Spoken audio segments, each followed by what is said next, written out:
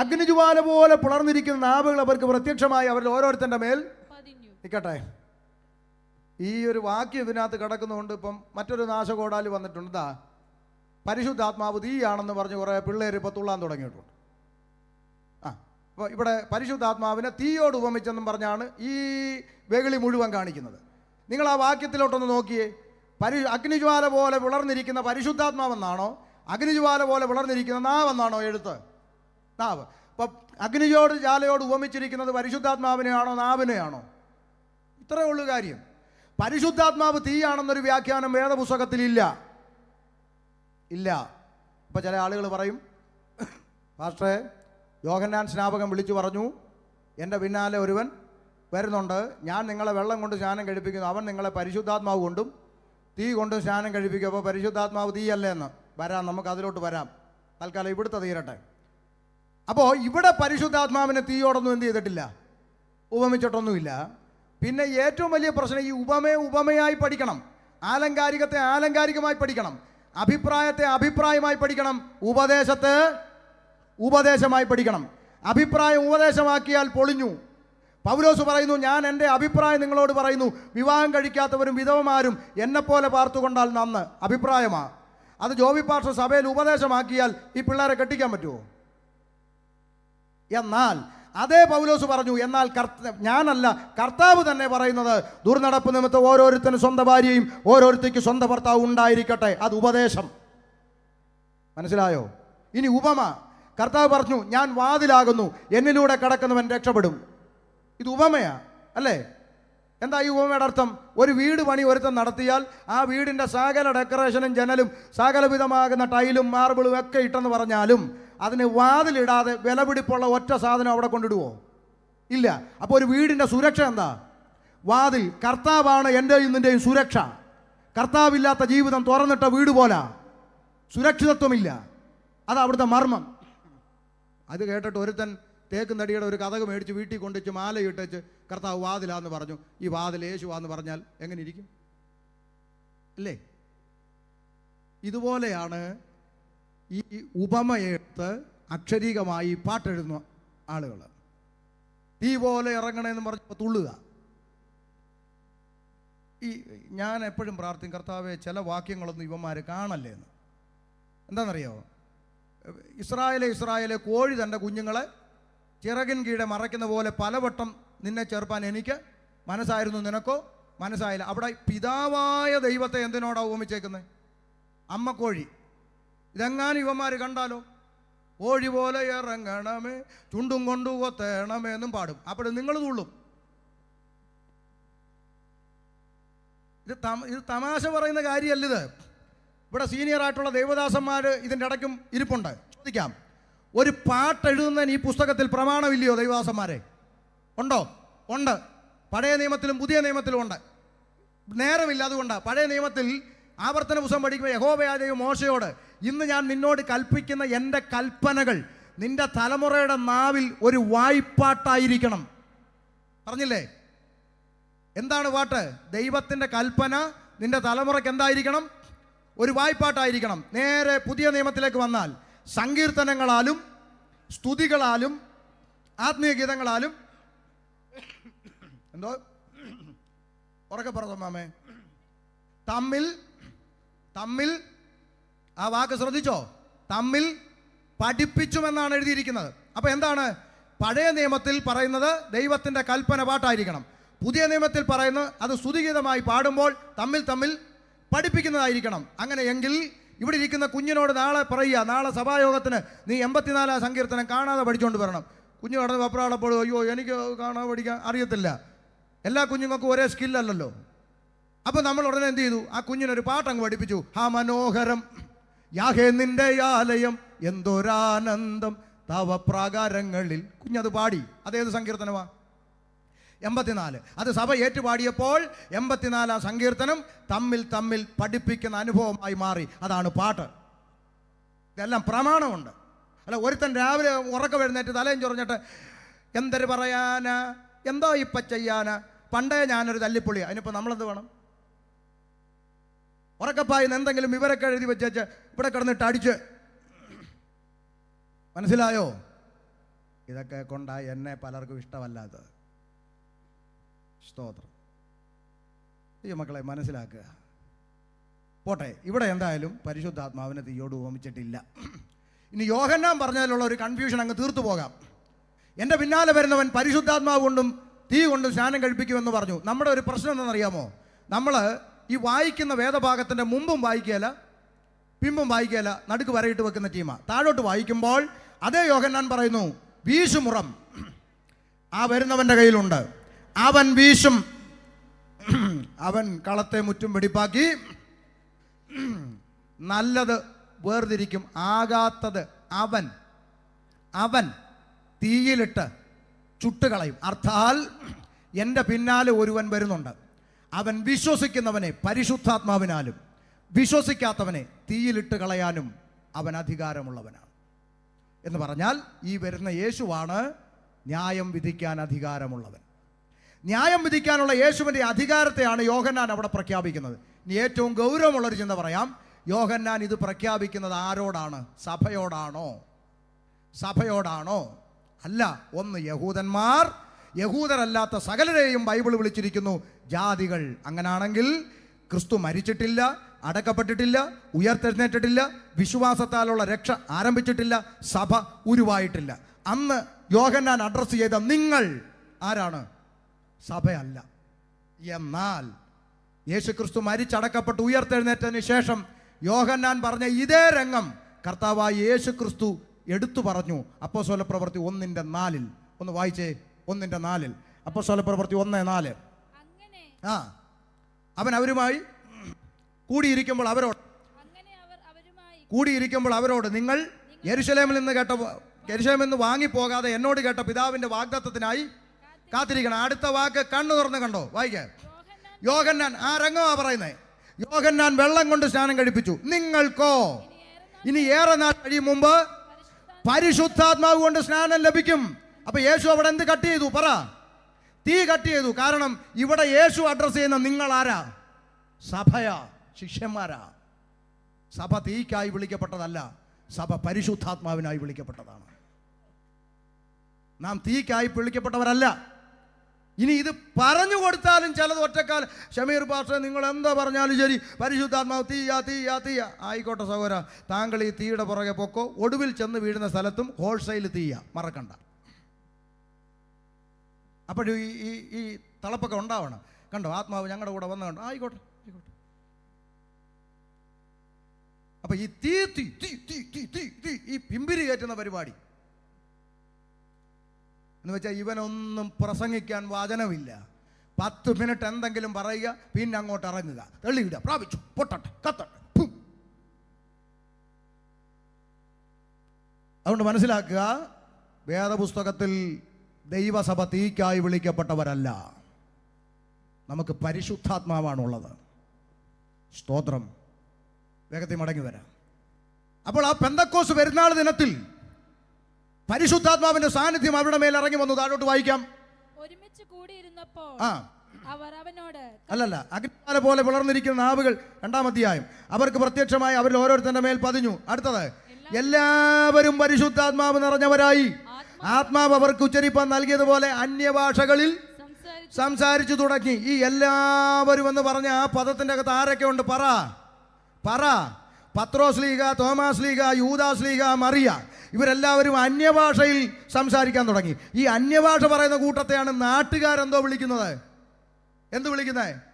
പെന്തക്കോസ്. അങ്ങനെയാണെങ്കിൽ 1-ാമത്തെ പെന്തക്കോസുകാരി മറിയ, 1-ാമത്തെ പെന്തക്കോസുകാരൻ പത്രോസ് ലീഗ, 1-ാമത്തെ പെന്തക്കോസുകാരൻ തോമാസ് ലീഗ, ജനത്തിൻ്റെ ഭാഷയിൽ. ഇവരെല്ലാം അന്യഭാഷ പറഞ്ഞിട്ടല്ലേ ഈ പാവപ്പെട്ട ദൈവമക്കൾ പറയാൻ തുടങ്ങിയത്? ആണോ? അതുകൊണ്ട് പെന്തിക്കോസുകാർക്ക് അമ്മയില്ലെന്ന് ആരെങ്കിലും പറഞ്ഞാൽ നേരെ നിന്ന് പറയണം, നിങ്ങളുടെ പള്ളി ഫോട്ടോയേ ഉള്ളൂ, ഞങ്ങളുടെ കൂടെ ജീവനോടിരുന്ന് അന്യഭാഷ പറഞ്ഞത്. മനസ്സിലായോ? ഇവിടെ തുടക്കം. ഇതിൻ്റെ അകത്തുണ്ട് സഭാപിതാക്കന്മാർ. അവരാത്മാവിൽ സംസാരിക്കാൻ തുടങ്ങി. ആ പരിശുദ്ധാത്മാവിൻ്റെ നിറവിൽ ഒരാൾ പ്രസംഗിക്കാൻ എഴുന്നേറ്റു. ആര്? വേഗം പറ. പത്രോസ് ലീഗ. ആ പത്രോസ് ലീഗ പരിശുദ്ധാത്മാവിൽ നിറഞ്ഞ് ദൈവവചനം പ്രസംഗിക്കുമ്പോൾ എന്താ സംഭവിച്ചേ? 2:37 വായിക്ക. മൈക്ക് എന്തിനാ ഓഫ് ആക്കുന്നത്? ആ, അവർ ഹൃദയത്തിൽ കുത്തുകൊണ്ട് ഇത് കേട്ടവിടെ ഹൃദയത്തിൽ പറ സഹോദരങ്ങളെ, പറ എന്തുകൊണ്ടു കുത്തുകൊണ്ടു. നിങ്ങളെല്ലാം ബൈബിളിൽ എന്തുകൊണ്ടെന്നാ പറ? നിങ്ങളുടെ ആരുടെയും കയ്യിൽ ഇരിക്കുന്ന വേദപുസ്തകത്തിൽ ഇക്കിളി കൊണ്ടെന്നുണ്ടോ? ഉണ്ടോ ഇല്ലയോ? പറ. ഇല്ല. പുസ്തകത്തിൽ എഴുതപ്പെട്ട, സ്വർഗത്തിൽ നിന്നിറങ്ങി വന്ന വേദപുസ്തകത്തിലെ പരിശുദ്ധാത്മാവ് നിറഞ്ഞവൻ ആത്മനിറവിൽ എഴുന്നേറ്റ് എന്ന് പ്രസംഗിച്ചപ്പോൾ അത് കേട്ടവരുടെ ചങ്കത്ത് കത്തുകയറി. ഇരുവായ്ത്തലയുള്ള ഏത് വാളിനേക്കാളും മൂർച്ചയേറിയതും സദ്യമജ്ജ മാംസങ്ങളെ വേർപിടിവിക്കും വരെ തുളച്ചു ചെല്ലുന്ന ജീവന്റെ വചനം അകത്തോട്ട് തുളച്ചു കയറി കുത്തുകൊണ്ടു. അപ്പോൾ ഒരു കാര്യം ഇന്ന് രാത്രി പരസ്യമായി മീഡിയയുടെ മുമ്പിൽ പരസ്യമായി തെളിയിക്കുക: പുസ്തകത്തിൽ പറയുന്ന ആത്മാവ് നിറഞ്ഞവൻ ആത്മനിറവിൽ പ്രസംഗിച്ചാൽ കേട്ടവൻ ഇക്കിളിയല്ല, ചങ്കത്ത് കുത്തുകൊള്ളും. പക്ഷെ ഇന്ന് നമുക്ക് കുത്തുകൊള്ളുന്ന പ്രസംഗം വേണ്ട, അത് നമുക്ക് വേണ്ട. ഇപ്പം നാട്ടിൽ കൺവെൻഷനൊക്കെ കഴിഞ്ഞ് സഹോദരിമാർ രാത്രി യോഗം കഴിഞ്ഞ് കാറിലോട്ടൊക്കെ കയറി പോകുമ്പം 5 മിസ് കോള് ഒന്ന് എടുത്ത് തിരിച്ച് വിളിക്കുക. അടി ആ യോഗത്തിലായിരുന്നു, അതാ എടുക്കാഞ്ഞ്. എങ്ങനെ ഉണ്ടായിരുന്നടി കൺവെൻഷൻ? എന്ന് പറഞ്ഞതായിരുന്നടി. ശരി. ഇപ്പം ഇതാ സീൻ, നമ്മുടെ യോഗങ്ങളുടെ സീൻ ഇപ്പം ഇതാ. പിന്നെ ആരും മിണ്ടാതെ. ഇപ്പം പാസ്റ്റർമാർക്കും അത് മതിയല്ലോ, ആള് കൂടും, ചിരിക്കാൻ പറ്റും. പണ്ടൊക്കെ ആണെങ്കിൽ കലാഭവൻ്റെ മിമിക്രിയൊക്കെ അമ്പലത്തിൽ പോയായിരുന്നു. പണ്ട് ആരം പെന്തിക്കോസി വന്നു പോയി, അത് പറ്റാത്തത് കൊണ്ട് ആ സങ്കടം ഇപ്പം ഇങ്ങനെ അങ്ങ്.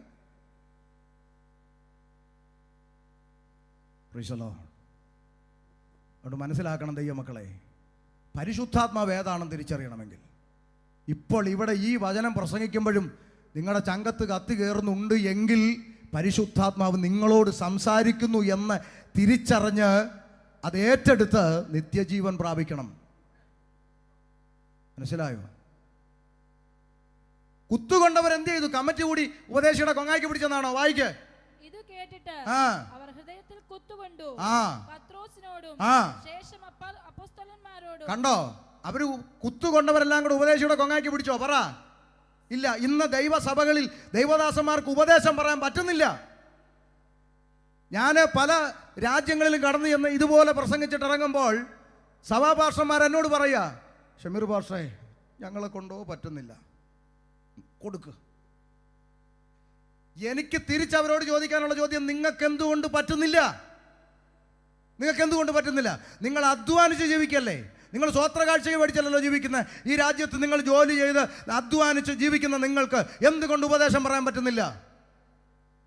സഭയിൽ പാസ്റ്റർ ഏത് ഉടുപ്പിടണമെന്ന് പോലും തീരുമാനിക്കുന്ന കമ്മിറ്റിയാണ്. ഈ ഗുണപ്പെടാത്തവനെയൊക്കെ പിടിച്ച് കമ്മിറ്റി എന്നും പറഞ്ഞിരുത്തിയിട്ട് ദൈവസഭ ഭരിക്കുന്നത് കമ്മിറ്റിയല്ല. വേദപുസ്തകത്തിൽ ഞാൻ പഠിച്ച സഭ ശുശ്രൂഷകന് കീഴടങ്ങിയിരിക്കുന്ന സഭയാണ്, അല്ലേ? ഈ പുസ്തകത്തിൽ എഴുതിയിരിക്കുന്ന നന്നായി ഭരിക്കുന്ന മൂപ്പന്മാരെന്നല്ലേ? അല്ലേ? ആണോ? അപ്പോൾ സഭ മൂപ്പൻ നന്നായി ഭരിക്കുന്നവരായിരിക്കണം. അടുത്തത്, നിങ്ങളെ നടത്തുന്നവരെ അനുസരിച്ച് കീഴടങ്ങിയിരിപ്പിൻ എന്നല്ലേ? അപ്പം മൂപ്പൻ ആരായിരിക്കണം? ഭരിക്കുന്നവനായിരിക്കണം. സഭ ശുശ്രൂഷകന് അതിനാ ഞാൻ പലപ്പോഴും പ്രസംഗിക്കും പറയും, അതിനൊക്കെ TPM കണ്ടുപിടിക്കണമെന്ന്. ഇല്ലേ? ഡോക്ടറാട്ടെ, എഞ്ചിനീയർ ആട്ടെ, ജഡ്ജി ആട്ടെ, വക്കീലാട്ടെ, ആരോ ആട്ടെ, ദൈവസഭയിൽ ചെന്നാൽ ശുശ്രൂഷകർക്ക് ഐ എം ഡോക്ടറാണ്, വല്ല ക്ലിനിക്കിലും പോയിട്ടോ മര്യാദയ്ക്ക് അവിടെ ഇരിക്കാൻ പറയും. മനസ്സിലായോ? അവരുടെ കൺവെൻഷൻ കഴിഞ്ഞ് ഇറങ്ങി പോകുമ്പോൾ ചുമ്മാ അതിൻ്റെ അടുത്തൂടെ ചെന്ന് നോക്കിയാൽ മേശ തുടയ്ക്കുന്ന എഞ്ചിനീയറെയും ഇലയെടുക്കുന്ന ഡോക്ടറെയും കാണാം. കാരണം സഭയുടെ ടോയ്ലറ്റ് കഴുകിയാൽ അത് ശുശ്രൂഷയാണ്, അത് ദൈവത്തിൻ്റെ വേലയാണെന്ന് കാണാൻ കാഴ്ചപ്പാടുള്ളവർ. നമ്മുടെയൊക്കെ ചർച്ചിൽ ടോയ്ലറ്റ് കഴുകാനും കഞ്ഞി വെക്കാനും പല്ലു ഉന്തി കണ്ണും തള്ളി ഇരിക്കുന്ന 4 എണ്ണത്തെ വെച്ചിട്ടുണ്ട്. ഇവരുടെ ജോലിയാണ്. മറ്റവരൊക്കെ VIP-കൾ. ഇവരാ വെപ്പും വിളമ്പ് തുടപ്പും എല്ലാം ഇവർക്ക്. കാരണം ഇവർ നിറം ഇച്ചിരി കുറവ്, പിന്നെ കണ്ണിങ്ങനെ ഇരിക്കുന്നു, പല്ലുന്തി ഇരിക്കുന്നു, വലിയ ശമ്പളവും. ഇയാൾ ഇനി 1 മാസം ഇവിടെ നിന്നിട്ട് ഇവിടെ ഏത് ചർച്ചക്കാർ വിളിക്കാനാണ്? പിന്നെ നാട്ടിൽ എനിക്ക് വേണ്ടി കവലകൾ തുറന്ന് കിടക്കുക. ഞാൻ ഇവിടെ വന്ന് കിടന്നോളാന്നും പറഞ്ഞൊന്നും അല്ല വന്നേ, പോവും. സ്തോത്രം. പക്ഷേ 2 ദിവസം ഞാൻ പ്രസംഗിക്കുന്ന വചന ശുശ്രൂഷയുടെ മുമ്പിൽ നിങ്ങൾ ഇരുന്നിട്ടുണ്ടെങ്കിൽ നിങ്ങളിൽ ഒരാൾ പോലും നിത്യതയിൽ നഷ്ടപ്പെടത്തില്ല. എനിക്കത് മതി. അതിൽ വലിയ സന്തോഷവും വേറെയില്ല. അതുകൊണ്ട് മനസ്സിലാക്കിക്കോണം, വചനം കേട്ടപ്പോൾ അത് ഏറ്റെടുത്ത് ഹൃദയത്തിൽ കുത്തുകൊണ്ടു. സഹോദരന്മാരെ, ഞങ്ങൾ എന്ത് ചെയ്യണം? വായിച്ചോ, വേഗം വായിച്ചോ. പുരുഷന്മാരെ ഞങ്ങൾ എന്ത് ചെയ്യണം? അടുത്ത വാക്ക്. പോപ്പ് അവരോട്. പോപ്പ്, ഹലോ, ഒന്നാമത്തെ പോപ്പ് എന്നൊക്കെ നാട്ടുകാർ പറയുന്ന പത്രോസ് ലീഗ അവരോട് പറയുന്ന മറുപടി കേട്ടോ, കാത് പറഞ്ഞു കേട്ടോ. പെന്തിക്കോസുകാർ പറയുന്നൊന്നും കേൾക്കണ്ട. പോപ്പ് അവരോട്, നിങ്ങൾ മാനസാന്തരപ്പെടണം. പിന്നെ നിങ്ങളുടെ പാപങ്ങളുടെ മോചനത്തിനായി ഓരോരുത്തരും യേശുക്രിസ്തുവിന്റെ നാമത്തിൽ സ്നാനമേൽപ്പീൻ. കണ്ടോ? നിക്ക്, നിങ്ങൾക്ക് പാപമോചനം വേണമെങ്കിൽ എന്ത് ചെയ്യണമെന്നാ പോപ്പ് പറഞ്ഞേ? മാനസാന്തരപ്പെട്ട് സ്നാനപ്പെടാൻ. ഇല്ലേ? ഇങ്ങേരായി അടങ്ങാറുണ്ടാക്കിയത്. സത്യത്തിൽ ഇങ്ങേര് പറയേണ്ടത്, നിങ്ങൾക്ക് ഓരോരുത്തർക്കും പാപമോചനം വേണമെങ്കിൽ നിങ്ങൾ ഓരോരുത്തരും ഞങ്ങളുടെ അടുക്കൽ വന്ന് കുംഭസരിപ്പിനെന്ന് ഒരു എഴുത്തിനകത്ത് എഴുതിയിരുന്നെങ്കിൽ കാലങ്ങളായി നമ്മളും അത് തന്നെയല്ലേ പറയത്തുള്ളായിരുന്നു, അല്ലേ? ഇങ്ങേരായി മെനക്കേടുണ്ടാക്കി. ഇപ്പം എന്തായാലും പുസ്തകത്തിൽ പറയാതെ നമുക്ക് പറയാൻ പറ്റുമോ? ഇന്നലെ രാത്രി ഞാനിവിടെ പറഞ്ഞു, ഒരു പള്ളിയിലച്ചൻ പറഞ്ഞു, തള്ളേണ്ടതെല്ലാം തള്ളി കൊള്ളേണ്ടത് മാത്രമേ ഇതിനകത്ത് ഇപ്പോൾ ഉള്ളൂ. അങ്ങനെയെങ്കിൽ ഈ പുസ്തകത്തിൽ ഒന്നാമത്തെ പോപ്പ് പറഞ്ഞത്, നിനക്ക് പാപമോചനം വേണോ? ഒരു നാണയത്തൊട്ട് കൊടുക്കേണ്ട, ഒരു കിലോമീറ്റർ നടക്കേണ്ട, ഒരു മെഴുകുതിരി കത്തിക്കേണ്ട, പൂജയും വഴിപാടും കുർബാനയും കുമ്പസാരവും ഒന്നും വേണ്ട. മാനസാന്തരപ്പെട്ട് സ്നാനപ്പെടുക. മാനസാന്തരപ്പെട്ട് സ്നാനമേൽപ്പിൻ. അപ്പം ചിലർ പറയും, അയ്യോ പാസ്റ്റർ, ഞങ്ങൾ സ്നാനമൊക്കെ പെട്ടതാ എന്നാ പണ്ട് കുഞ്ഞാവയായിരിക്കും. അപ്പോൾ മാനസാന്തരോ? അത് പിന്നെ വളരുമ്പം മതിയെന്നാണ് പറഞ്ഞേ. നമ്മളെല്ലാം ഇന്ന് കുളിച്ചിട്ട് എന്ത് ചെയ്തു? എല്ലാവരും തല തോർത്തി. നാളെ തൊട്ടൊരു ചേഞ്ച്. ആദ്യം തല തോർത്തിയിട്ട് പിന്നെ അല്ലേ എഴുതിയേക്കുന്നത്. ഇപ്പം അങ്ങനെ ആണെങ്കിലും തിരിച്ചായാൽ കുഴപ്പമുണ്ടോയെന്നാണ് ചോദിക്കുന്നത്. ഒരു കാര്യം ശ്രദ്ധിക്കണം, നമ്മുടെ നിത്യജീവിതത്തിൽ ചെയ്തുകൊണ്ടിരിക്കുന്ന ഒരു കാര്യം തല തിരിച്ച് ചെയ്താൽ പ്രശ്നമാണെങ്കിൽ, ആകാശം മാറിയാലും ഭൂമി ഒഴിഞ്ഞു പോയാലും മാറ്റം വരാത്ത ദൈവവചനം തല തിരിക്കരുത്. മാനസാന്തരപ്പെട്ട് സ്നാനപ്പെടണമെന്ന് ഒരിടത്ത്, വിശ്വസിക്കുകയും സ്നാനമേൽക്കുകയും ചെയ്തവൻ രക്ഷ പ്രാപിക്കുന്ന ഒരിടത്ത്. അങ്ങനെങ്കിൽ ഇവിടെ രണ്ട് സ്ഥലത്തും നടക്കേണ്ടത് ആദ്യം മാനസാന്തരം, വിശ്വാസം. ഇത് രണ്ടും ഒരു കുഞ്ഞിൽ സംഭവിക്കില്ല.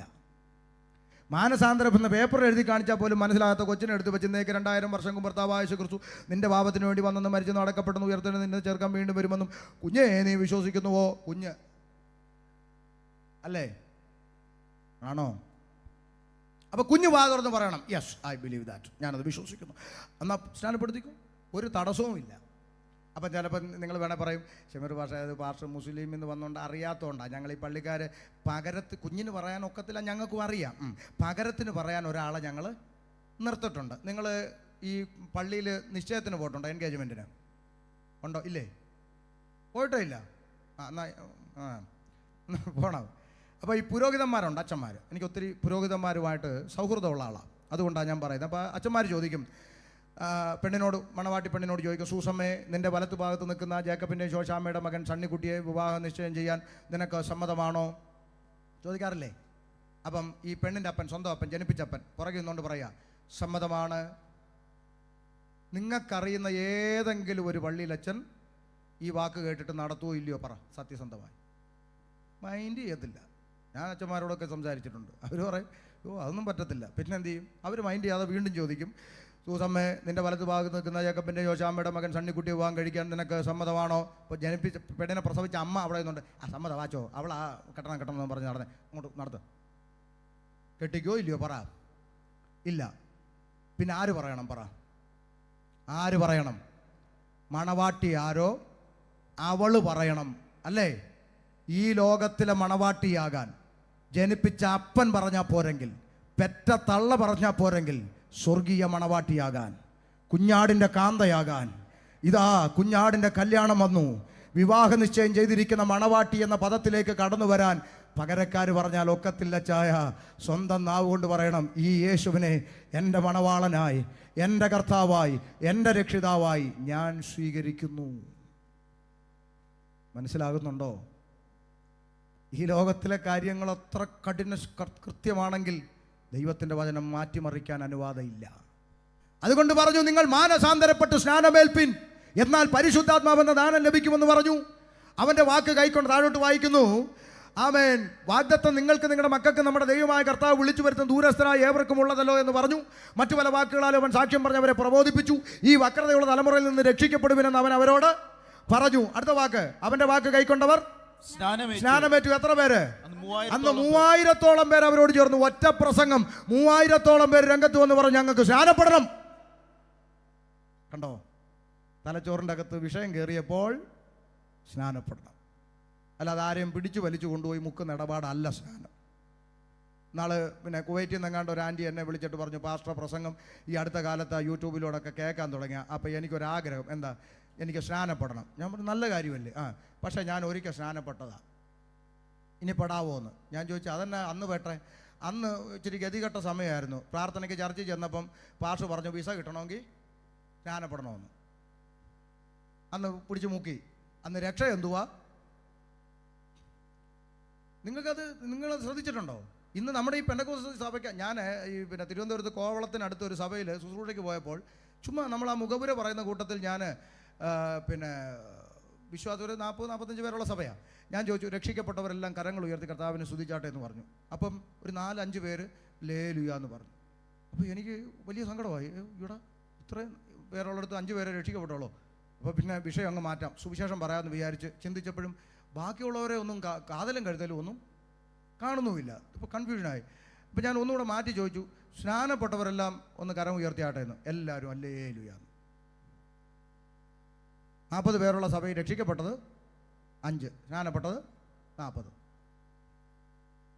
ചിലതിന് ഇപ്പോഴും തലയിൽ കയറിയിട്ടില്ല, ഇങ്ങനെ ഇരിക്കുക. അപ്പം രക്ഷ എന്താ, സ്നാനം എന്താ, ഇതൊന്നും തിരിച്ചറിയാതെ പിടിച്ച് വെള്ളത്തിൽ മുക്കി. അങ്ങനെയുള്ളവർ ശരിയായി രക്ഷിക്കപ്പെട്ടിട്ട് വീണ്ടും സ്നാനമേൽക്കുന്നതിൽ വചനത്തിന് ഒരെതിർപ്പുമില്ല. സ്നാനം ശരിയായ നിലയിൽ സ്വീകരിക്കണം. പോട്ടെ, നമ്മുടെ വിഷയം ഇനി കിടക്കുക. സുവിശേഷത്തിലൂടെ ഒന്ന് പോകാൻ നിയോഗം ഉള്ളതുകൊണ്ട് പോയതാണ്. അപ്പോൾ അവൻ്റെ വാക്ക് കൈക്കൊണ്ടവർ സ്നാനമേറ്റു വന്ന് 3000-ഓളം പേർ അവരോട് ചേർന്നു. അവർ അപ്പോസ്തലന്മാരുടെ ഉപദേശം കേട്ടു, കൂട്ടായ്മ ആചരിച്ചു, അപ്പം നുറുക്കി പ്രാർത്ഥന കഴിച്ചു. ആ കൂട്ടത്തെ നോക്കി സ്വർഗത്തിലെ ദൈവം ഒരു പദം അവിടെ എഴുതി വെച്ചു. 47-ാം വാക്യം, കർത്താവ് രക്ഷിക്കപ്പെടുന്നവരെ ദിനം പ്രതി സഭയോട് ചേർത്തുകൊണ്ടിരുന്നു. ആ കൂട്ടത്തെ നോക്കി സ്വർഗം വിളിച്ച പേരാണ് സഭ. രക്ഷിക്കപ്പെട്ട കൂട്ടം, സ്നാനപ്പെട്ട കൂട്ടം, അല്ലേ? ആത്മനിറവ് പ്രാപിച്ച കൂട്ടം, ഉപദേശമുള്ള കൂട്ടം, അപ്പം നുറുക്കി പ്രാർത്ഥന കഴിക്കുന്ന കൂട്ടത്തെ നോക്കി വിളിച്ചു സഭ. ഇനി പറയാം, ഗൗരവം നമ്മുടെ ഇന്നലെ ചിന്തിച്ച വിഷയത്തിൻ്റെ ബാക്കിയിലോട്ട് ഓടി വരിക. അങ്ങനെ അവിടെ സഭ ഉരുവായി. അപ്പോസ്തലന്മാർ അടങ്ങിയിരുന്നില്ല.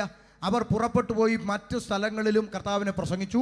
വേദപുസ്തകം പറയുന്നു, അവർ പ്രസംഗിച്ചിടത്തെല്ലാം കർത്താവ് അവരോട് കൂടെയിരുന്ന് അത്ഭുതങ്ങളാലും അടയാളങ്ങളാലും വിവിധ വീര്യപ്രവർത്തികളാലും അവർ പ്രസംഗിച്ച വചനത്തെ ദൈവം ഉറപ്പിച്ചു. കേട്ടോ, കാതു തുറന്ന്. ആ ദൈവപ്രവൃത്തി ഇന്നും ഇന്നലെയും നാളെയും ചെയ്യുവാൻ ദൈവം മതിയായവരാണ്. മനസ്സിലായോ? അത്ഭുതങ്ങളും അടയാളങ്ങളും വീര്യപ്രവർത്തികളും എല്ലാ കാലത്തും ചെയ്യാൻ ദൈവം മതിയായവനാ, ഇല്ലേ? അല്ല, അത്ഭുത അടയാളമൊന്നും ഇല്ല, അല്ലല്ലല്ല. ദൈവം ഇന്നലെയും ഇന്നും എന്നേക്കും അനന്യൻ. ദൈവം അനന്യനാണെങ്കിൽ ദൈവപ്രവൃത്തി എന്താ? നമ്മളിവിടെ ഇരിക്കുന്ന ഒരു പ്രായമുള്ള അപ്പച്ചനോട് ഒരു അപ്പച്ച, ഞങ്ങളുടെ കൺവെൻഷൻ്റെ നോട്ടീസ് ആ മതിലിൻ്റെ മേലെ കയറി പോസ്റ്ററിലോട്ടൊന്ന് കേട്ട്. പിന്നെ അപ്പച്ചൻ ചിരിച്ചിട്ട് പറയും, കളിയാക്കണ്ടടാവേ, ആയ കാലത്ത് ഞാൻ ഒത്തിരി കെട്ടിയിട്ടുണ്ട്, പണ്ടത്തെ പോലെ ഒക്കുന്നില്ലടാവേ, വയസ്സായില്ലയോ എന്ന് പറയും. ദൈവത്തോടൊന്ന് ചോദിക്കുക, ദൈവമേ, മോശയുടെ കാലം തുടങ്ങി, ഏലിയാവിൻ്റെ കാലം തുടങ്ങി, എലീശയുടെ കാലം തുടങ്ങി, എന്തെല്ലാം വീര്യ പ്രവർത്തികൾ ചെയ്ത് ദൈവം അങ്ങ് ഈ അത്ഭുതം പ്രവർത്തിക്കണം. അപ്പോൾ ദൈവം പറയും, അതൊക്കെ ഒരു കാലം, എന്തെല്ലാം ചെയ്തു, ഒക്കുന്നില്ലടാവേ, വയസ്സായില്ല. അങ്ങനെ പറയുന്ന ഒരു ദൈവത്തെ ആണോ നമ്മൾ സേവിക്കുന്നത്? അല്ലല്ല. ദൈവമെന്ന് പറഞ്ഞാൽ എല്ലാ കാലത്തും സർവശക്തനായവൻ. ഞാൻ സകല ജഡത്തിൻ്റെയും ദൈവമായ യഹോവയാകുന്നു, എന്നാൽ കഴിയാത്ത ദൈവത്തിന് സകലവും സാധ്യമാണ്. ദൈവം അത്ഭുതങ്ങളും അടയാളങ്ങളും വീര്യപ്രവർത്തികളും എല്ലാം അന്നും ഇന്നും എന്നും പ്രവർത്തിക്കും.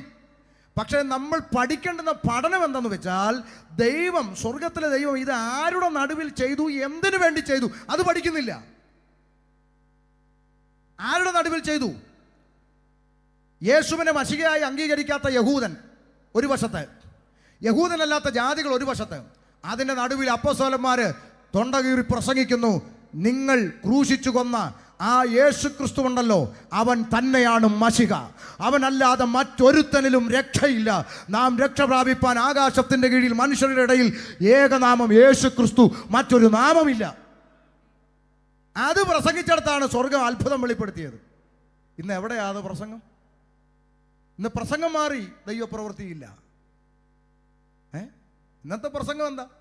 ഇന്നത്തെ പ്രസംഗം കാറിൻ്റെ നമ്പർ നോക്കുക, ഫേസ്ബുക്കിൽ നിന്ന് പേരെടുക്കുക, വാട്സാപ്പിൽ നിന്ന് അഡ്രസ്സ് കണ്ടെത്തുക, എന്നിട്ട് അങ്ങോട്ട് കയറി എന്ന് വിളിക്കുക, B B B B Babu എന്നൊരു സഹോദരനെ ഇവിടെ കാണുന്നു, B B B Babu, Rajan.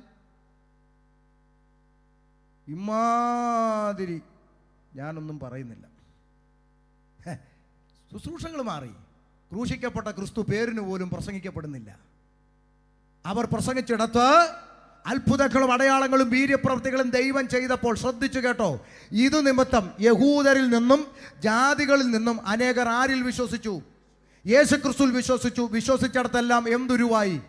സഭയുരുവായി. അപ്പൊ സഭ എന്ന് പറഞ്ഞാൽ യഹൂദൻ മാത്രമല്ല, ജാതികളിൽ നിന്ന് വന്നവർ മാത്രമല്ല, യഹൂദരിൽ നിന്നും ജാതികളിൽ നിന്നും കർത്താവായ യേശുക്രിസ്തുവിനെ കർത്താവിൻ രക്ഷിതാവുമായി സ്വീകരിച്ച കൂട്ടമാണ് ദൈവസഭ. അതുകൊണ്ടാണ് പഴയ നിയമത്തിൽ യഹൂദന് മാത്രമായി നൽകപ്പെട്ട പല പ്രമാണങ്ങളും പുതിയ നിയമസഭയോടുള്ള ബന്ധത്തിൽ വേണ്ട എന്ന് അപ്പോസ്തലന്മാർ തീരുമാനിച്ചത്. അറിയാവോ? പഴയ നിയമത്തിൽ യഹൂദന് 8-ാം നാളിൽ എന്ത് ചെയ്യണം? പരിച്ഛേദനയാക്കണം. പുതിയ നിയമസഭയിൽ യഹൂദൻ മാത്രമല്ല, ജാതികളിൽ നിന്ന് വന്നവരും കൂടെ ഉണ്ട്. അതുകൊണ്ട് അവരുടെ മേൽ അമിതഭാരം ചുമത്തരുത്, ഹൃദയപരിച്ഛേദന മതിയെന്ന് പറഞ്ഞു. ഇല്ലേ? യഹൂദൻ ശബ്ബത്ത് ആചരിക്കണം. പുതിയ നിയമസഭയിൽ പറഞ്ഞു, കൊലോസ്യർ 2:16, അതുകൊണ്ട് പെരുന്നാൾ, വാവ്, ശബ്ബത്ത് എന്നീ കാര്യത്തിൽ ആരും നിങ്ങളെ വിധിക്കരുത്, അത് നിഴലായിരുന്നു. അപ്പോൾ സഭ, ഞങ്ങൾ പണ്ട് പിന്നെ മുളമൂട്ടിൽ പിന്നെ ഇതാണ്, അല്ലെങ്കിൽ ഞങ്ങൾ മറ്റേ, നിങ്ങൾ മുളമൂട്ടിലെ ആയാലും കല്ലുമൂട്ടിലെ ആയാലും മതിലെ കുരുത്തായാലും വേദപുസ്തക പ്രകാരം യഹൂദനല്ലാത്ത സകല ദ്വാരാ ജാതിയാ. അല്ലെ, ഷമീറിനെ കാണുമ്പോൾ ഓ ജാതി, ആ ജാതി എന്നൊക്കെ വന്നല്ലോ, ഞങ്ങൾ പിന്നെ ജനിച്ചതേ ചുമ്മാതാ, ഒന്നുമില്ല, എല്ലാം ജാതി എന്ന് വന്നതാ. സ്തോത്രം. അപ്പൊ അവിടെ സഭയുണ്ടായി. ശ്രദ്ധിച്ചു കേട്ടോണം. ഈ അത്ഭുതങ്ങളും അടയാളങ്ങളും വീര്യപ്രവൃത്തികളും നിമിത്തം അവർ കർത്താവിൽ വിശ്വസിച്ചല്ലോ.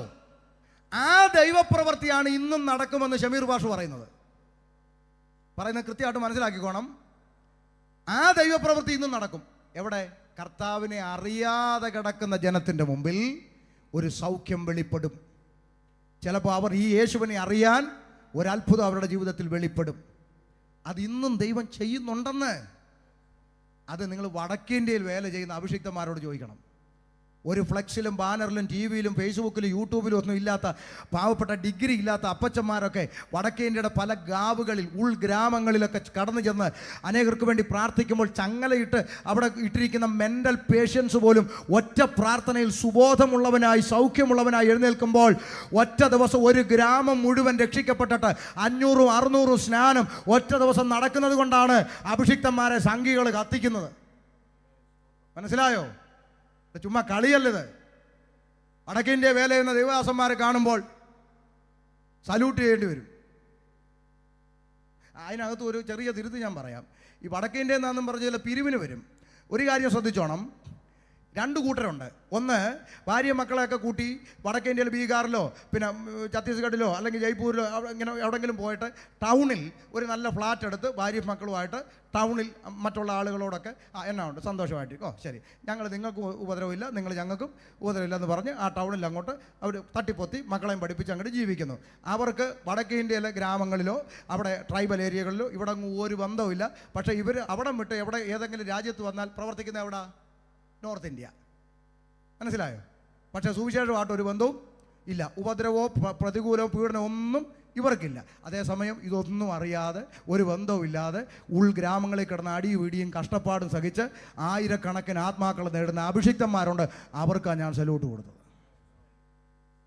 സ്തോത്രം. ഞാൻ എല്ലാ വർഷവും വടക്കേ ഇന്ത്യയിൽ വിസിറ്റ് ചെയ്യുന്ന ആളാണ്. കഷ്ടപ്പെടുന്ന ദൈവദാസന്മാരെ പൊതുജനത്തിൻ്റെ മുമ്പിൽ കൊണ്ടുവന്ന് അവർക്ക് നന്മയുണ്ടാകാൻ വേണ്ടുന്ന എല്ലാ കാര്യങ്ങളും ആവോളം ചെയ്യുന്ന ഒരാളാണ്. അതുകൊണ്ട് പറഞ്ഞതാ, ഇത് രണ്ടും നേരിട്ട് ബോധ്യപ്പെട്ടിട്ടുണ്ട്. തിരിച്ചറിഞ്ഞേ ചെയ്യാവൂ. അപ്പോൾ ആ ദൈവപ്രവൃത്തി ഇന്നും നടക്കുന്നുണ്ടെന്ന് ഞാൻ പറഞ്ഞു. അത് ഇന്നും ദൈവം ചെയ്യും. പക്ഷെ ഒരു കാര്യം ഇനി ശ്രദ്ധിച്ചോണം. ഈ അത്ഭുതങ്ങളും അടയാളങ്ങളും വീര്യപ്രവൃത്തികളും നിമിത്തം യഹൂദന്മാരിൽ നിന്നും ജാതികളിൽ നിന്നും അനേകർ കർത്താവിൽ വിശ്വസിച്ചെന്ന് ഞാൻ പറഞ്ഞു.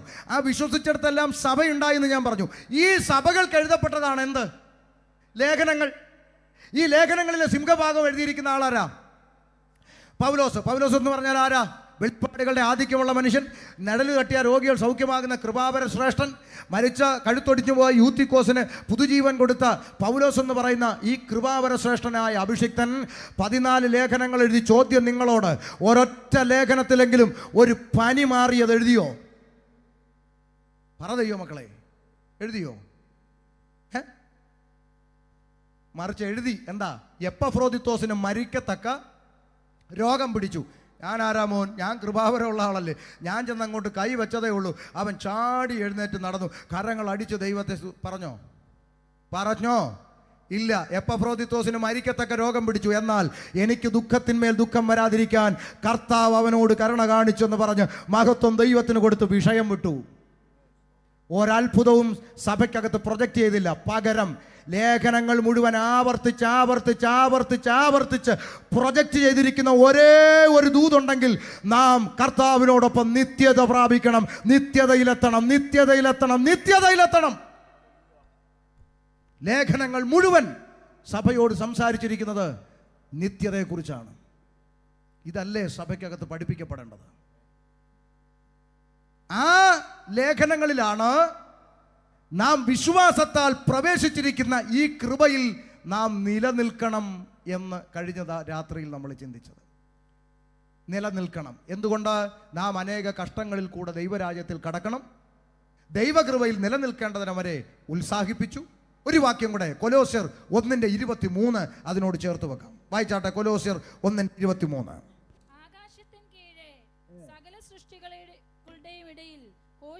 പൗലോസ് എന്ന ഞാൻ ശുശ്രൂഷകനായി തീർന്നും നിങ്ങൾ കേട്ടുമിരിക്കുന്ന സുവിശേഷത്തിന്റെ പ്രത്യാശയിൽ നിന്ന് നിങ്ങൾ കേട്ടിരിക്കുന്ന സുവിശേഷത്തിന്റെ പ്രത്യാശ എന്താ? നമ്മുടെ പ്രത്യാശ നമ്മുടെ കർത്താവ് വേഗത്തിൽ വരും. ആ പ്രത്യാശയിൽ നിന്ന് നിങ്ങൾ കേട്ടോ 1 ഇളകാതെ, 2 അടിസ്ഥാനപ്പെട്ടവരും, 3 സ്ഥിരതയുള്ളതുമായി, 4 വിശ്വാസത്തിൽ നിലനിന്ന് കൊണ്ടാൽ എവിടെ നിൽക്കും? കർത്താവിൻ്റെ മുമ്പിൽ നിൽക്കും. അല്ലെങ്കിൽ എന്താണെന്ന് നിങ്ങൾ തീരുമാനിച്ചോ? ഈ എല്ലാം അറിയാവുന്ന പൗലോസ് എന്ന് പറയുന്ന കൃപയുള്ള അഭിഷിക്തൻ ഇങ്ങനെ എഴുതി വെച്ചത് അയാൾ മണ്ടനായിട്ടൊന്നും അല്ലല്ലോ, ആണോ?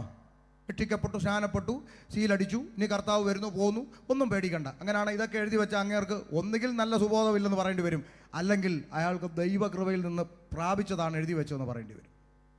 അല്ലേ? ഈ നിങ്ങളെന്ന് പറയുന്നത് ആരാ? രക്ഷിക്കപ്പെടാത്തവരോടാണോ പറഞ്ഞേ? അല്ല. കൊലോസി സഭയിലെ വിശ്വാസികളായ വിശുദ്ധന്മാരോട് പറയുക, നിങ്ങൾ പ്രതീക്ഷിച്ചിരിക്കുന്ന ആ പ്രത്യാശയുണ്ടല്ലോ, ആ പ്രത്യാശയിൽ നിന്ന് 1 നിങ്ങൾ ഇളകരുത്, 2 അടിസ്ഥാനം മറിയരുത്, 3 സ്ഥിരതയുള്ളവരായി നിൽക്കണം, 4 വിശ്വാസത്തിൽ നിലനിൽക്കണം. അങ്ങനെ നിന്നാൽ നിങ്ങൾക്ക് എവിടെ നിൽക്കാം? കർത്താവിൻ്റെ മുമ്പിൽ നിൽക്കാം. ഇതെല്ലാം നമ്മൾ ഇന്നലെ ചിന്തിച്ചു. എന്തുകൊണ്ട് അങ്ങനെ നിലനിൽക്കണമെന്ന് കർത്താവ് ആവശ്യപ്പെട്ടു എന്നതിൻ്റെ ഉത്തരമാണ് ഇന്നലെ നമ്മൾ 2 പോയിന്റ് ചിന്തിച്ചത്. എന്തുകൊണ്ട് തെറ്റിപ്പോകാൻ സാധ്യതയുള്ള പോർക്കളത്തിലാണ് ദൈവ കുഞ്ഞുങ്ങൾ ജീവിക്കുന്നത് എന്നുള്ളത് കൊണ്ട്. അതിന് പൗലോസ് ഭയപ്പെട്ട ഒരു രംഗം ഇന്നലെ നമ്മൾ വായിച്ചു. അതിലേക്ക് വേഗത്തിൽ ഓടി വരാം.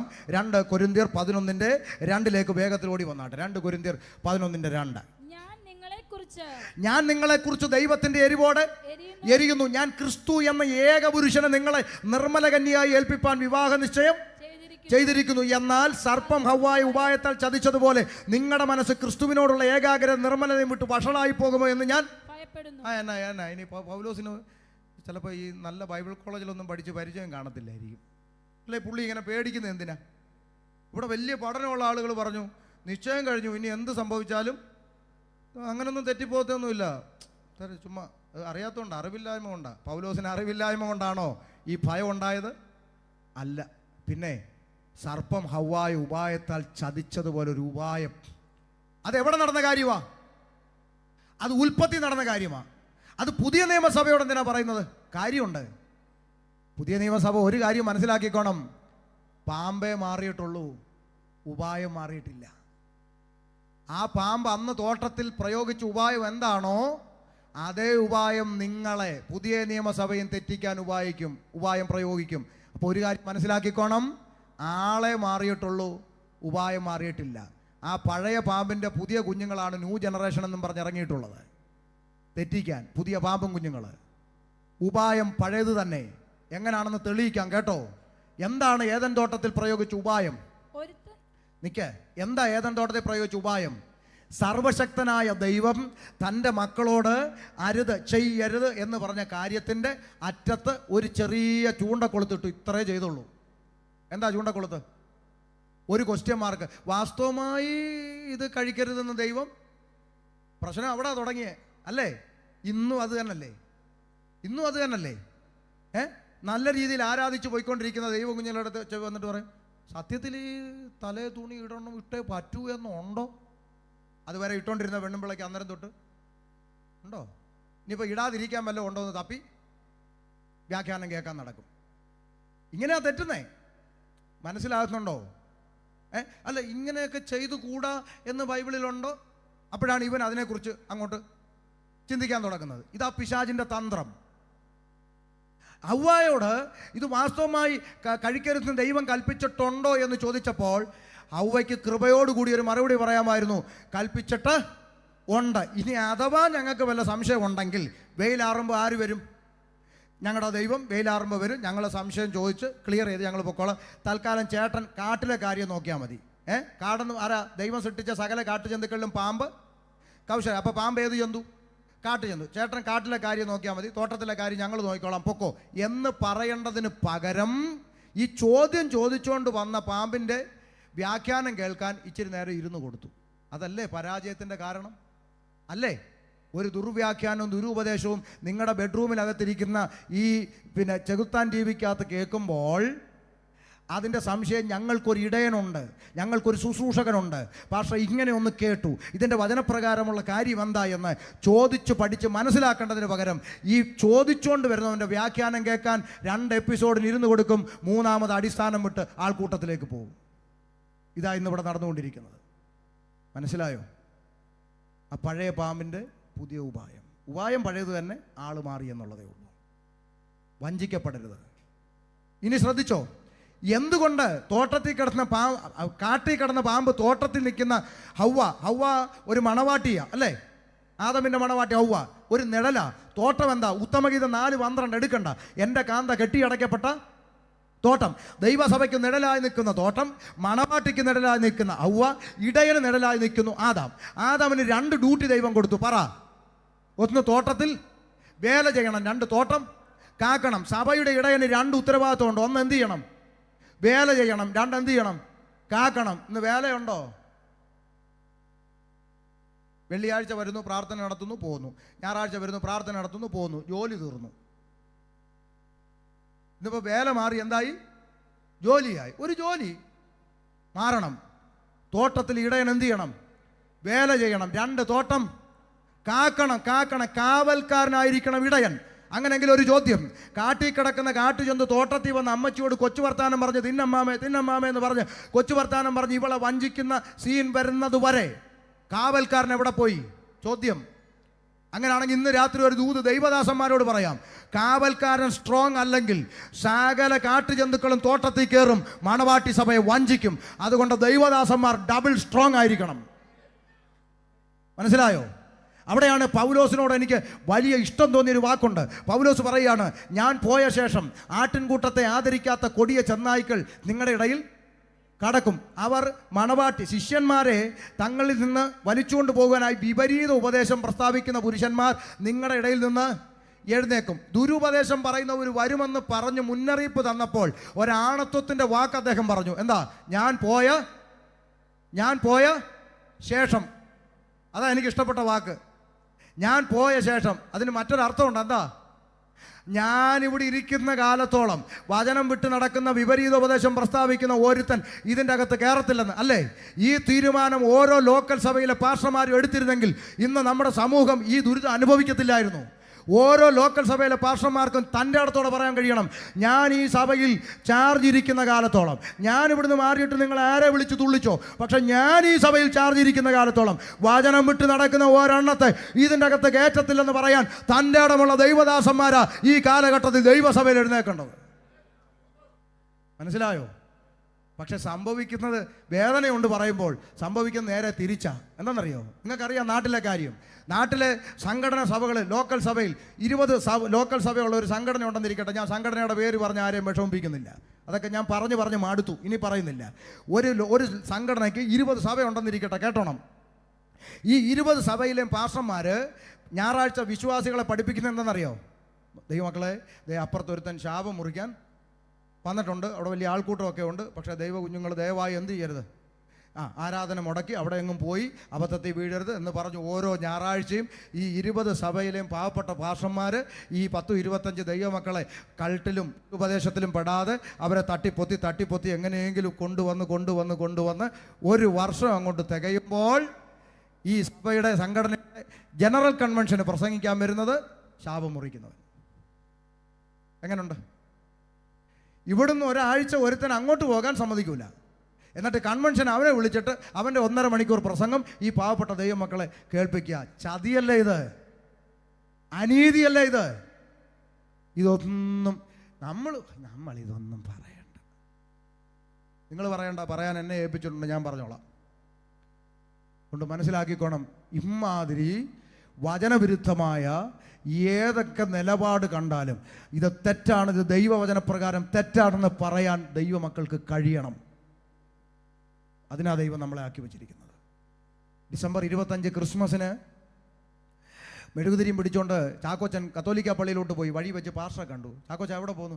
ക്രിസ്മസ് അല്ലയോ ഉപദേശിച്ചു, പള്ളിയിൽ പോകുന്നു, മെഴുകുതിരി കത്തിക്കുക. എൻ്റെ പൊന്ന് ചാക്കോച്ച, ഒരു 10 മിനിറ്റ് എനിക്ക് താടാ. എന്നാ പാസ്റ്ററെ? എടാ ചാക്കോച്ച, യേശു ജനിച്ച ഡിസംബർ 25 ബൈബിളിലുണ്ടോ? ബൈബിളിലൊന്നുമില്ല. പിന്നെ ഇത് എവിടുന്ന് വന്നെന്ന് നിനക്കറിയാവോ? ഇതൊക്കെ ആർക്കറിയാം? എടാ, നീ യിരെമ്യാ പ്രവാചകൻ്റെ എസ്കേലിൻ്റെ പുസ്തകം വായിച്ചിട്ടുണ്ടോ? വീട്ടിൽ ബൈബിൾ മാത്രമേ ഉള്ളൂ പാസ്റ്ററെ. എടാ, ബൈബിളിൻ്റെ അകത്തുള്ള പുസ്തകമാണിത്. ആണോ? ഇതൊക്കെ ആർക്കറിയാം? ഉടനെ പുള്ളി പറയാ, എന്നാൽ നീ കേട്ടോ, ഈ പാഗൺ മതക്കാരും ബാബിലോണിയ മതക്കാരും ആരാധിക്കുന്ന ദൈവം ആരെന്നറിയാവോ? ഇല്ല, സൂര്യദേവൻ. അതിനെ അവർ വിളിക്കുന്ന പേരെന്താണെന്നറിയാവോ? തൗമോസ് ആണോ? തമ്മൂസിനെ കുറിച്ചുള്ള വിലാപം യെഹെസ്കേലിലുണ്ട്. അതാ വായിച്ചിട്ടുണ്ടോ എന്ന് ചോദിച്ചാൽ ഇല്ല. അപ്പോൾ ഈ സൂര്യദേവനെ ഒരു ഭാര്യ ഉണ്ടെന്നും സമീറാമിസ് എന്ന് പറഞ്ഞ ദേവി ഉണ്ടെന്നും അതിനൊരു കുഞ്ഞ് ജനിച്ചപ്പോൾ സൂര്യദേവൻ്റെ അവതാരമാണെന്നും ഒക്കെ അവർ വിശ്വസിക്കുന്നു. ആ കുഞ്ഞിൻ്റെ ജന്മദിനമായിട്ടാണ് ഈ ഡിസംബർ 25 അവർ ആഘോഷിക്കുന്നത്. അത് പിന്നെ പള്ളിക്കാർ പൊക്കിയെടുത്ത് പള്ളിയിൽ കൊണ്ടുവച്ചു. ആ കുഞ്ഞിനെ പിടിച്ചുകൊണ്ടിരിക്കുന്ന അമ്മ, മഡോണ എന്ന പേരിൽ ലോകം അറിയപ്പെടുന്ന അമ്മയും കുഞ്ഞും പള്ളിക്കകത്ത് വന്നപ്പോൾ ഉണ്ണി ഈശോ മറിയയുമായി ആ ജന്മദിനം ക്രിസ്മസായി. ഇതെല്ലാം പറഞ്ഞ് ചാക്കോച്ചൻ്റെ തലയിലോട്ട് കയറ്റി. അപ്പോൾ ചാക്കോച്ച്, എൻ്റെ ദൈവമേ, അപ്പം ഞാൻ ഈ ഇതൊക്കെ കത്തിക്കുന്നത് ഈ അപ്പോൾ ഈ സൂര്യദേവൻ ആരാ? പക്ഷേ രാവിലെ നമ്മൾ ഉറക്കം എഴുന്നേൽക്കുമ്പോൾ ഈ പൊങ്ങി വരുന്ന അതാണ്. അതല്ല, പിന്നെ ആ നാമത്തിലിരിക്കുന്ന ഒരുത്തൻ അതാരാ? യെശയ്യാവ് 14:12 അരുണോദയ പുത്രനായ ശുക്ര വേട്ടയേറ്റ് വീണവൻ. അവൻ അയ്യോ, ഇപ്പം ഞാൻ ഈ പിശാചിനാണോ ഇതെല്ലാം? അതല്ലേ ഞാനീ എൻ്റെ പൊന്നു പാസ്റ്ററെ, ഇതൊക്കെ ആരെങ്കിലും ഒന്ന് പറഞ്ഞു തരണ്ടായോ? അതെങ്ങനെ പറയുന്നതിന് മുമ്പേ അടിക്കാൻ നിൽക്കുമല്ലേ, പിന്നെ എങ്ങനെ പറയുന്നത്? എന്നാൽ പിന്നെ പാസ്റ്റർ ചർച്ച അവിടെ, ഞങ്ങളുടെ ചർച്ച കൊണ്ട് അപ്പുറത്ത്. എന്നാൽ ഞാനും വരുന്നു. മെഴുകുതിരി വലിച്ചെറിഞ്ഞിട്ട് ചാക്കോച്ചൻ പാസ്റ്റർ കൂടെ സഭയിൽ വന്നു. കേട്ടെ, സഭയിൽ വന്നിട്ട് അവൻ 3 ആഴ്ച വചനം പഠിച്ച് 4-ാമത്തെ ആഴ്ച അവന് ബോധം വന്ന് അവൻ രക്ഷിക്കപ്പെട്ട് പിന്നെ സ്നാനപ്പെട്ട് അവൻ പെന്തക്കോസ്തുകാരനായി. സന്തോഷമുണ്ടോ? അടുത്ത വർഷം ഡിസംബർ 25 വന്നപ്പോൾ ചാക്കോച്ചൻ കാണുന്ന കാഴ്ച, സഭയ്ക്കകത്ത് ബലൂണും വീർപ്പിച്ച് തോരണവും വലിച്ചു കെട്ടി പാസ്റ്റർ മുഴുത്ത കേക്ക് സെക്രട്ടറി മുറിച്ച് പാസ്റ്റർ അണ്ണാക്കിലോട്ട് വെച്ച് കൊടുക്കുക. പിന്നെ ആരും മിണ്ടാത്തെ? എടാ, ഇതേ കാര്യം ഇവൻ സമുദായത്തിൽ നിന്ന് ചെയ്തപ്പോൾ പറഞ്ഞു, പാപം അതേ കാര്യം സഭയ്ക്കകത്ത് ചെയ്യുമ്പോൾ വിശുദ്ധമാവുമോ? പറ. ഇല്ല എന്ന് പറയാനുള്ള ആർജവം കാണിക്കണം. അതിനാ നമ്മൾ വേർപെട്ടിറങ്ങി, അല്ലേ പള്ളിയിൽ നിന്നാൽ മതിയായിരുന്നു. അപ്പം അതുകൊണ്ട് ഇവിടെ പറയുകയാണ്, സർപ്പം ഹവ്വായെ ഉപായത്താൽ ചതിച്ചതുപോലെ. തീർക്കാൻ സമയമില്ല. ദൈവം അനുവദിച്ചാൽ വെള്ളിയാഴ്ച സഭായോഗത്തിൽ നമുക്ക് തുടർന്ന് പഠിക്കാം. കർത്താവ് വന്നില്ലെങ്കിൽ ഞാനിവിടെ ഉണ്ട്. ശ്രദ്ധിച്ചോ, നമ്മളിത് പഠിക്കണം. അല്ല ചുമ്മാ ബഹളം ഉണ്ടാക്കിയിട്ട് കാര്യമില്ല. ഇത് സിസ്റ്റമാറ്റിക്കായിട്ട് വചനം പഠിക്കണം. അതുകൊണ്ട് പറയുക, ആമേൻ, സർപ്പം ഹവ്വായെ ഉപായത്താൽ ചതിച്ചതുപോലെ നിങ്ങളുടെ മനസ്സ് ക്രിസ്തുവിനോടുള്ള ഏകാഗ്രത നിർമ്മലതയും വിട്ട് വഷളായി പോകുമോ എന്ന് ഭയപ്പെടുക. ആ ഭയത്തിൻ്റെ കാരണം പൗലോസ് താഴോട്ട് പറഞ്ഞു, ഒരുത്തൻ വന്ന് ഞങ്ങൾ പ്രസംഗിക്കാത്ത മറ്റൊരു യേശുവിനെ പ്രസംഗിക്കുകയോ നിങ്ങൾക്ക് ലഭിക്കാത്ത വേറൊരാത്മാവെങ്കിലും നിങ്ങൾ കൈക്കൊള്ളാത്ത വേറൊരു സുവിശേഷമെങ്കിലും ലഭിക്കുകയോ ചെയ്യുമ്പോൾ നിങ്ങൾ പൊറുക്കുന്നത് ആശ്ചര്യം. പൗലോസ് പറയാ, ഇതിനെയൊക്കെ അടിച്ചു ദൂരത്ത് ഓടിക്കേണ്ടതിന് പകരം നിങ്ങൾ ഇതെല്ലാം കേട്ട് കൈയടിച്ച് പൊറുക്കുന്നല്ലോ.